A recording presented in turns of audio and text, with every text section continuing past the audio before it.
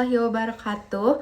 Halo semuanya, pada kesempatan kali ini saya akan mempresentasikan hasil karya ilmiah saya yang berjudul Strategi Pemberdayaan Karyawan dalam Meningkatkan Kinerja dan Daya Saing Organisasi. Untuk memenuhi tugas mata kuliah Bahasa Indonesia dengan dosen pengampu Dr. Muhammad Wilky Rizkyanfi, MPD. Sebelumnya, perkenalkan saya Nabila Putri Cahyani dengan NPM 2402111020. Pertama ada abstrak. Penelitian ini dilatar belakangi oleh pentingnya peran aktif sumber daya manusia dalam mencapai keunggulan organisasi.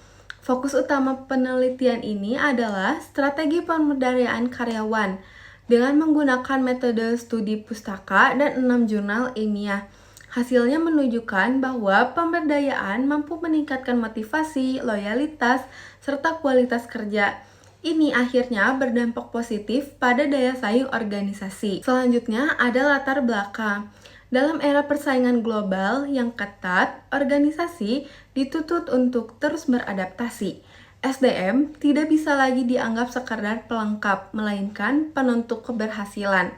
Namun, masih banyak perusahaan yang menghadapi tantangan dalam mempertahankan karyawan dan membangun budaya kerja yang solid. Karena itu, pemberdayaan menjadi strategi penting untuk meningkatkan produktivitas dan inovasi. Lalu ada kajian pustaka dan hipotesis.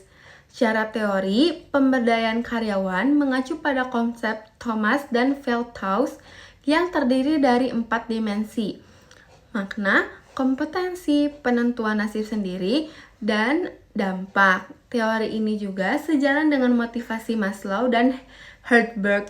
Berdasarkan literatur, saya merumuskan 3 hipotesis utama. Ada bahwa pemberdayaan berpengaruh pada kinerja, pemberdayaan juga berpengaruh pada daya saing, serta kinerja menjadi mediator dari hubungan keduanya. Selanjutnya, ada metode penelitian. Penelitian ini bersifat kuantitatif, deskriptif, dan eksplanatori. Data dikumpulkan melalui kuesioner dari 300 responden di berbagai industri. Analisis menggunakan regresi linier berganda dan analisis jalur.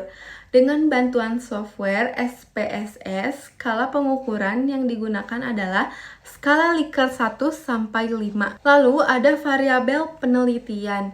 Ada 3 variabel utama dalam penelitian ini adalah pemberdayaan karyawan, kinerja karyawan, dan daya saing organisasi. Pemberdayaan diukur melalui dimensi psikologis, kinerja diukur berdasarkan produktivitas dan kerjasama, daya saing dilihat dari inovasi, efisiensi, dan kualitas produk. Selanjutnya, ada hasil penelitian. Dari 300 kuesioner yang disebar, 270 diantaranya valid dengan tingkat respons sebesar 90%. Nilai rata-rata untuk variabel pemberdayaan adalah 3,85 kinerja 4,12 dan daya saing 4,05.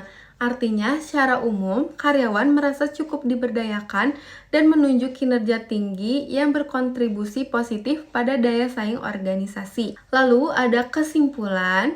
Penelitian ini menyimpulkan bahwa pemberdayaan karyawan secara langsung meningkatkan kinerja.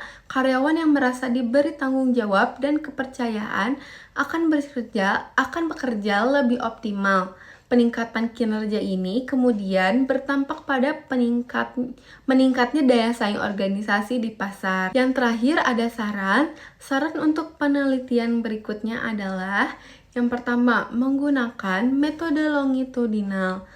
Kenapa?